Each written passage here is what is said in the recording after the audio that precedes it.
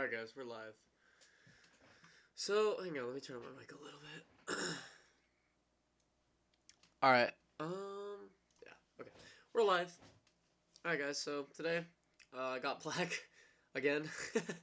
um, he opened with this night move, so I was just like, screw it. I decided to play the Karo Khan defense. I've started to like this opening a little. I used to hate it. I like it a little more now. People say there's too much theory, but I think it's very fun if you just play slowly and you pay attention to what's going on. So anyway, I play up pawn to d5. He plays his queen to, what is that, e2? Yeah, so I think he's just trying to, he's overprotecting this pawn, a lot. So I just take. That's just part of the theory in the Karo Khan. It's, basically no matter what, is you just take.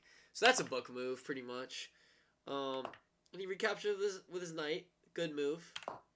So I challenge his knight with my knight. This was not a great move. I mean, okay, it's part of the theory in the Karo Khan. I just don't like it.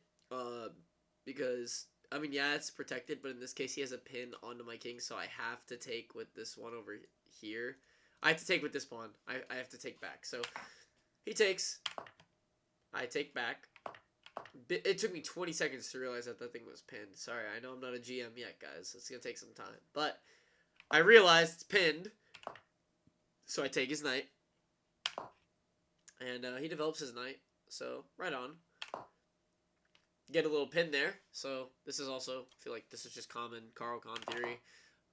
Basic pawn development. I actually did this just to maybe kind of start a push for the center here, because I really do want to win this. But he has a lot of forces acting on the center.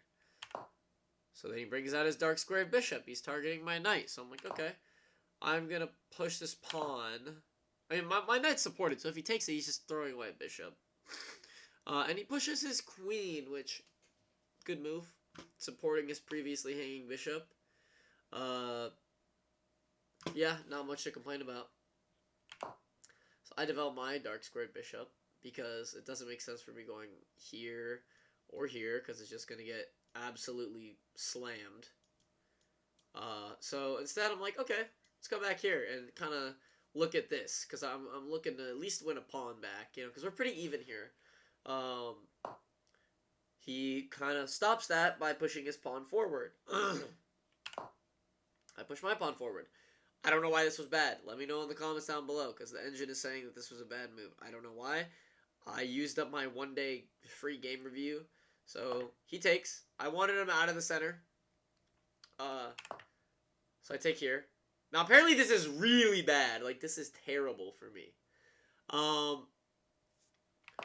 I don't really see a better move. In this case, I don't know. I feel like pushing here. No, not that. I don't know, guys. Let me know down below what the better move would have been, but I'm not seeing it, so push that pawn. We already went over that. Obviously moves his rook because he's not an idiot. So I come back. He takes that pawn. And I kind of see what's going on. And I don't want it to get worse, so I castle. Right? Defensive castle, of course. He develops his light squared bishop. I develop my rook. This is very bad for me. I am losing. This is quite a comeback game for me. I'm just letting you guys know. He castles. Good move. I develop pawn. I am basically lost at this point because I'm hanging a bishop. Doesn't take for some reason. He develops his light squared bishop. I push my rook up. He attacks with his dark squared bishop. I take his rook that is now hanging. He checks me with his queen. I move my king. He sets up his rooks. I move my knight. I don't know why this is bad.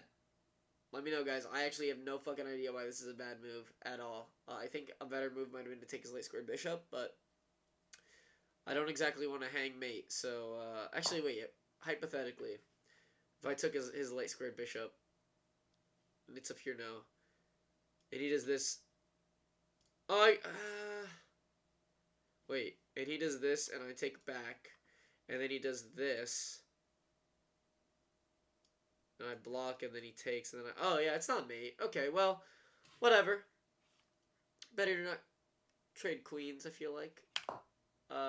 Bring the knight over here. He's completely won, because that knight is attacked by 2 attackers, which is bad.